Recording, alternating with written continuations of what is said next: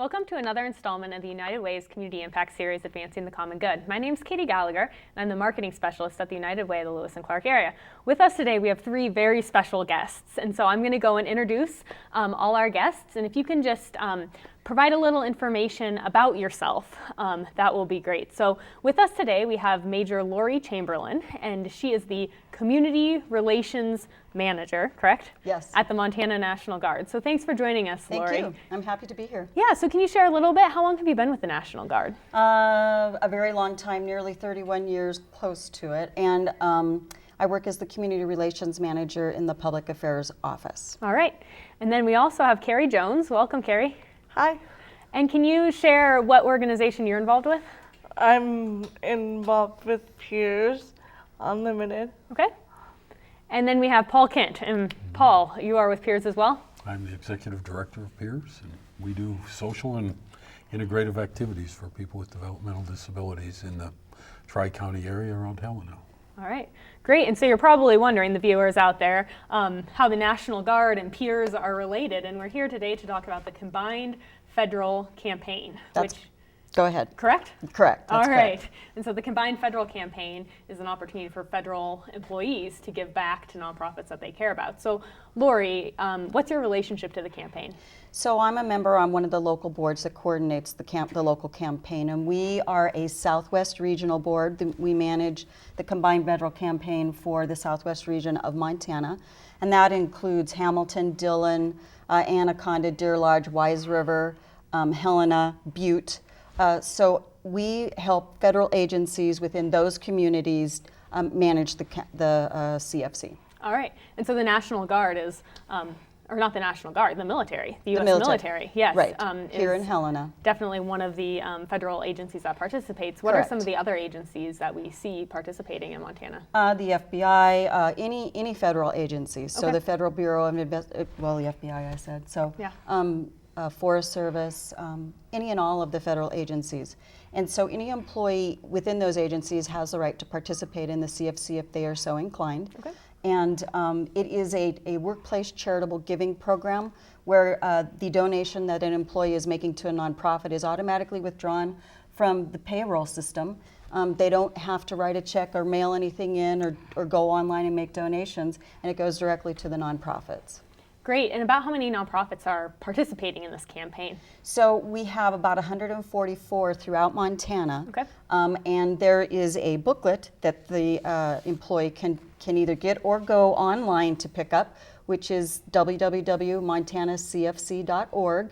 And you can make your donation through online, or you can do it through your co-worker, a key worker is what we call them at the federal agency. And it lists all of the different agencies within our region that are participating. This year it's on page 20, so if you go into the booklet and you can't find local chapters or local organizations, it starts on page 20 in this booklet this year. All right, and I read online the other day when I was researching before we did this interview that Montana federal employees brought in over $400,000 last year. Over $450,000 last year, yes. That is really impressive. It is that's impressive. on par with the state employee charitable giving campaign, as well as local United Way campaigns and other workplace charitable giving campaigns across the state. So, Right. very impressive. Is there any trends? Is that going up, down? Do you see any trends with that giving number? Amounts dropped in 2008 and have been slowly climbing ever since. One of the things that was kind of disheartening was the number of persons who were donating also dropped about 2008. So our goal this year is to increase the number of people who donate. And you can donate as little as $1 every pay period, which is every 2 weeks, $2 a month. And we're talking something less than a cup of coffee a day. Yeah. That we're asking folks to consider as a charitable donation. And $1 a day, or I'm sorry, $1 every 2 weeks, $2 a month, will fund voluntary literacy programs in the public school system, for instance. Yeah. Getting volunteers in to help students with reading. So the monies that they donate are very impactful. So, and our goal again is to increase the number of people who are actually donating. Yeah, and as we were talking before the show, that's a cup of coffee Yeah. a month. Or even, yeah, exactly. So the training, we have a key worker training program that is going to take place on the 4th of November, which is next Wednesday, and that's taking place at Fort Harrison at 9:30 in the morning. So if any agency, federal agency has identified their key worker, please send them to the key worker training that's taking place on the 4th. Great, and I know that we have a good lineup for that program. We do, and, as a matter of fact. And that's a good transition. And you talk about the impact that these dollars have, right? Whether it's $1 a paycheck or $5 a paycheck, or obviously the impact grows with the amount that you can provide. But any donation matters, and so that's why we brought Carrie and Paul on today to share a little about the impact that these dollars have on local organizations and how it really changes and improves people's lives in the community. And so, do you want to share, Paul, a little bit about how Peers benefits from, money donations that people provide your organization? Well, we use the resources that come to us to provide social and integrative activities. Like we try to go to ball games and things. We have dances for most of the holidays, like Halloween. We're having a dance coming up tonight, actually. And we have a New Year's dance and things for folks just to socialize. And we're not affiliated with the agencies, so any of the agencies across the Helena area, they're all welcome to come. We serve a multitude of people. Some live at home with their families, and some are actually in agencies, but they're all welcome to come, and they all pick and choose the activities they like. Don't they, Carrie? Yep. And so, Carrie, how long have you been involved with Peers? I've been involved coming to Peers for about 10 years. I just recently started working with Paul as his administrative assistant, helping coordinate events and Fun job, isn't it? and it is, because I get to do stuff like this. So That's it awesome. is.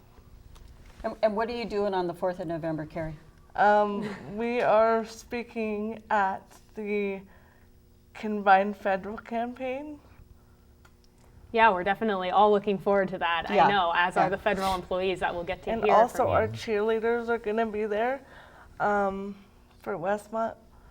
So it'll be a great time. It's going to be very exciting. And so, why do you like going to Peers? What's enjoyable about the experience? Just getting to meet people and,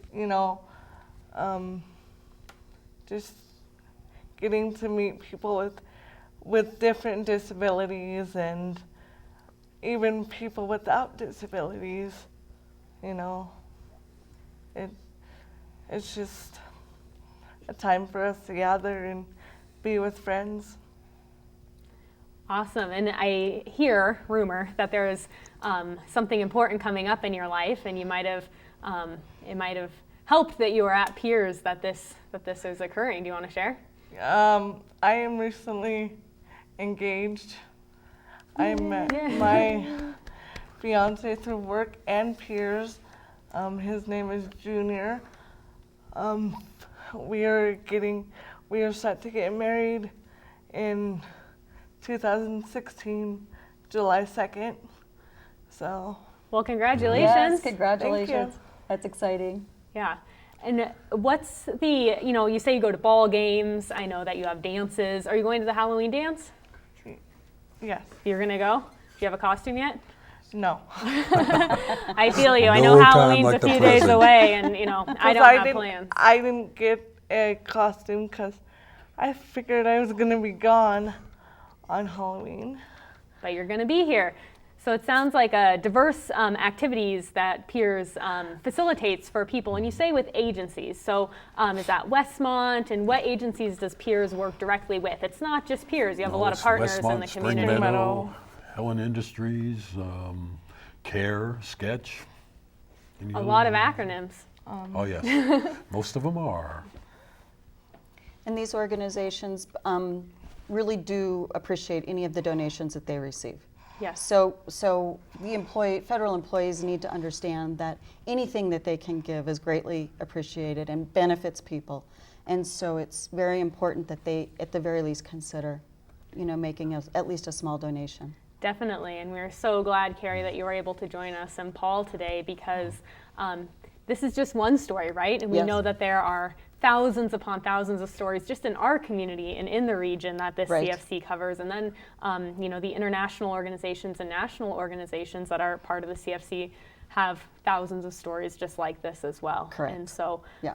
it's really great that the CFC exists. It is. And is there anything else you want to add about how it works or anything that you've seen in your years of being involved with it?